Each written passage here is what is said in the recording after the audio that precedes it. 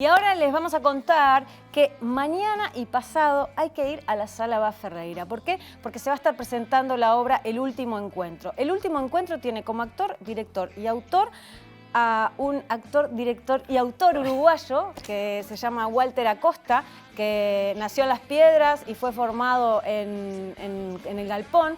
Allá por mediados de los 60 se fue a Europa, más precisamente a Inglaterra, hizo una vasta trayectoria allá como director y actor y en el 2000 decidió empezar a escribir. Con más de 20 obras escritas. Exactamente. Una de ellas es El Último Molino, perdón, que es el que vamos a poder disfrutar mañana y pasado. No, perdón, pasado y Es verdad, traspasado. yo ya estaba en el miércoles, Sí, jueves por y eso, viernes, estás adelantada. 3 y 4 en la Sala Bas Ferreira. Y bueno, ya le damos la bienvenida con un fuerte aplauso y le pedimos que pase a nuestro mostrador, ¡Adelante! Walter Acosta.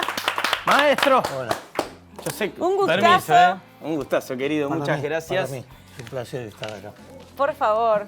Bueno, primero que nada, ¿qué se siente? El Último Molino Sí. Va a estar pasado y traspasado en la Bas Ferreira, pero se estrenó primero en Las Piedras, que es tu ciudad Sí. natal, donde empezaste a formarte, donde fundaste Los Comediantes. Bueno, ciertamente el estreno en Las Piedras tuvo una significación especial, distinta a la que va a tener acá en Montevideo. Por esas razones y por ser una obra particularmente querida para mí.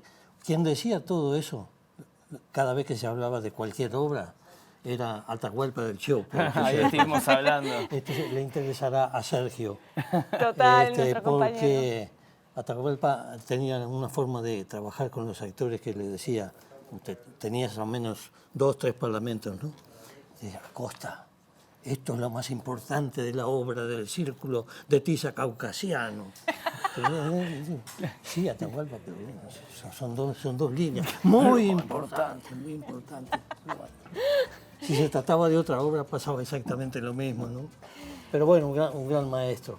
En todo caso, esta obra se estrena en Las Piedras porque la Intendencia de Canelones la premió.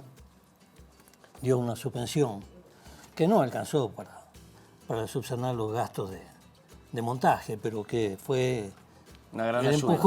empujón para vehicular el estreno, ¿no? En Las Piedras. Y luego mi peregrinaje por Montevideo tuvo muy buena recepción, debo decir.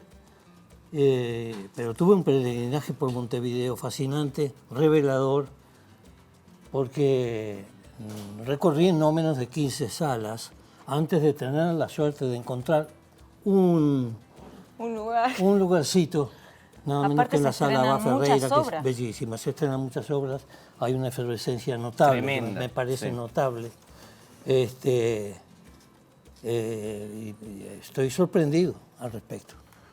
Porque claro, vos hace muchos años que no vivís acá. No, que no vivo. Yo me fui de este país en el año, querido país, en el año 67.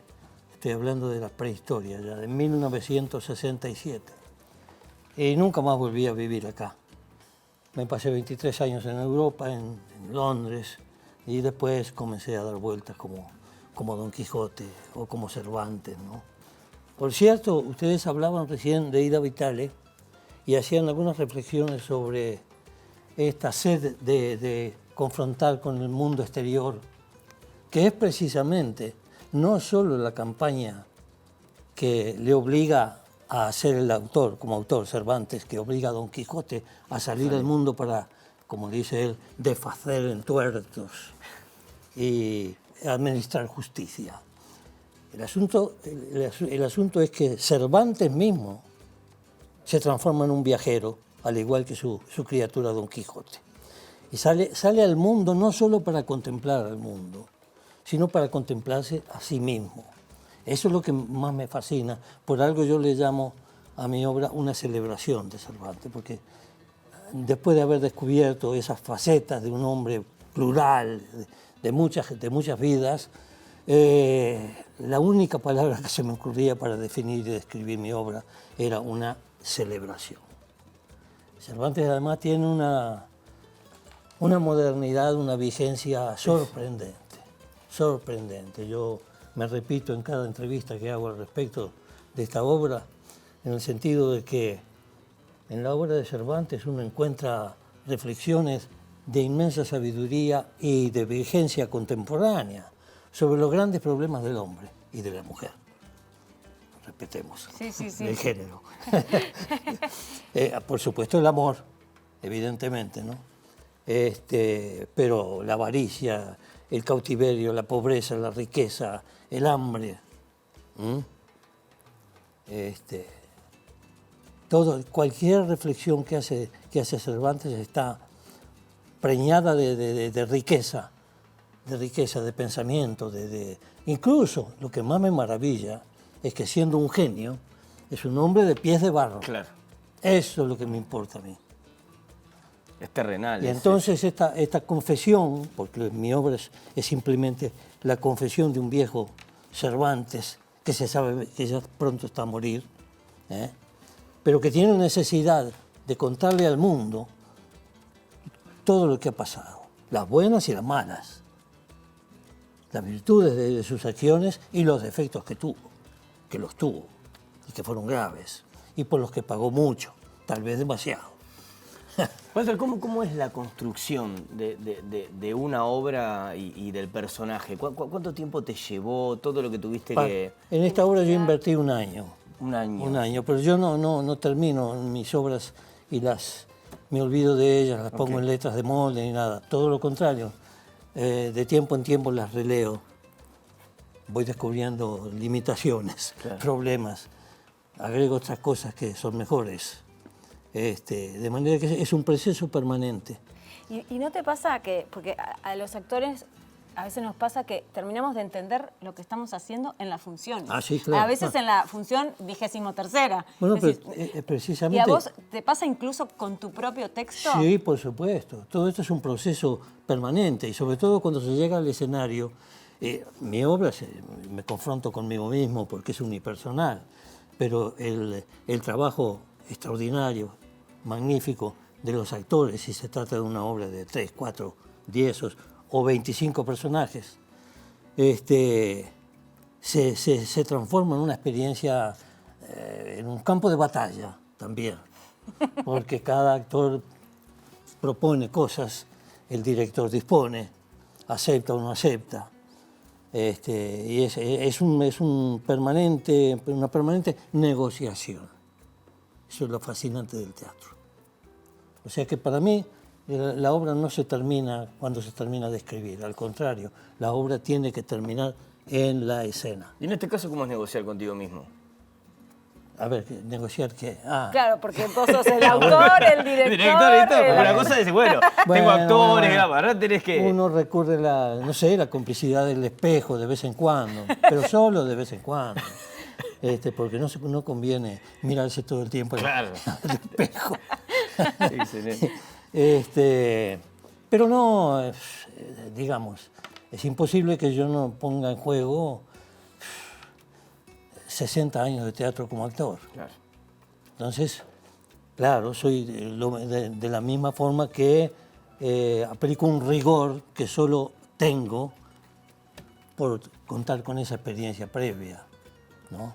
No solo yo como actor, sino con el trabajo que he hecho con otros actores que tanto enseñan al director, ¿no? Clarísimo. Empezaste a escribir en el 2000. Sí, en el Digamos año que 2000. en tu trayectoria de vida no hace tanto tiempo. ¿Qué te decidió empezar a escribir? Después de tantos años, de como 40 años de carrera como director y como actor, un día dijiste, quiero escribir. Bueno, era un poco para probar mis fuerzas. Yo sentía que ya tenía un considerable volumen de experiencia desde el punto de vista actoral y desde el punto de vista de la dirección de un espectáculo. Y me dije que tenía que aplicar ese conocimiento y probar fuerzas al respecto. Tuve una suerte impresionante porque mi primera obra de ese periodo precisamente saca al año siguiente el Gran Premio de Teatro de Cuba. De Casa de las Américas, ¿no? Que es la comadreja y... no, el escorpión. El escorpión y la comadreja. El escorpión y la comadreja, que es una obra que comienza a definir qué tipo de escritor soy yo en materia de teatro. en el sentido de que tomo como protagonistas, como fuente inspiradora, figuras históricas. Yo en la veintena de obras que he escrito, pues he pasado por Lope de Vega, he pasado por Bertolt Brecht, Benjamin, Onetti. en el exilio, Julio Onetti, por supuesto. Neruda, claro. Tengo una hermosa obra que quiero estrenar en Montevideo. Aprovecho para contársela a los oyentes brevemente. Se titula Un hombre en su cama y es Onetti en sus últimos años de vida en Madrid, que como se sabe estaba siempre encerrado en su dormitorio, mientras escribía o tomaba whisky o fumaba y hablaba consigo mismo. Y ahí yo traigo la aparición de un fantasma que interroga a Onetti. Es nada menos que Junta Cadáveres. Y él viene con un fin preciso, que es el de desafiar e increpar al autor por haberse tomado atribuciones en cuanto a decidir que actuaba así o de esta otra manera en tal o cual situación. Pues obviamente Larsen, Junta Cadáveres, no está de acuerdo con la imagen que él concibió Onetti, ¿no? Sí, sí. De la misma forma, esa lucha, ese conflicto, se da también cuando yo escribo otras obras, por ejemplo la de Miguel Hernández, el gran poeta español, o otra que tengo sobre García Lorca. En el caso de esta obra primera, que tuve la suerte y que nunca más se repitió, esa suerte, del premio en Cuba, yo tomé como grandes protagonistas. ¿Se puso en escena esa obra? Nunca se ha representado. Nunca se ha representado. Ni siquiera en Cuba. El premio no incluía la puesta en escena, sino la publicación del texto. Y bueno, pero esa obra ha viajado, yo les aseguro que casi por la mitad del mundo. Y no he tenido suerte todavía. Incluso se llegó a decirme que los chilenos me llegaron a decir, bueno, cuando muera Pinochet, porque es uno de los protagonistas, es él y Margaret Thatcher, cuando muera Pinochet, entonces tal vez podamos hacerla. Pues murió el señor y nunca pasó nada. Mi obra sigue esperando. Bueno, pero bueno, lo que no algún pasó día vendrá. es lo que va a pasar, lo que ya pasó y lo que va a pasar ahora el 3 y el 4. sí, yo tengo una Eso gran... es lo que festejamos. Yo tengo una gran expectativa al respecto. Yo tengo una gran expectativa. Es además un desafío muy grande tener el desparpajo de presentarme en solitario durante 1 hora 10, que es un enorme desafío para mí y para mis años. Tremendo. Walter, placer, se nos va el tiempo volando, desgraciadamente. Yo les agradezco. Yo hablo hay una frase en la obra, si me permiten que la cite. Por favor. faltaba más. Yo, señores, hablo mucho. Ustedes ya se habrán dado cuenta. Dice, pero no solo no me maravillo de lo mucho que hablo, también me importa las cosas que dejo de hablar. Esto cuando la frase termina y se levanta y aplaude. Eso es de Cervantes. Cervantes. No es mío, eso el es de Cervantes. El último molino, el jueves 3 y el viernes 4 en la sala Bas Ferreira, ahí abajo de la Biblioteca Nacional, a las 20:30 horas. Sí. 20:30 horas. Excelente, Walter, ha sido un placer. Muchísimas Para gracias mí, por para acompañarnos. Esto muy Les grande. agradezco mucho. Por favor. Un Gran placer. placer. Placer Muy conmigo. buena onda. Y mucha mierda para esas Gracias. decisiones.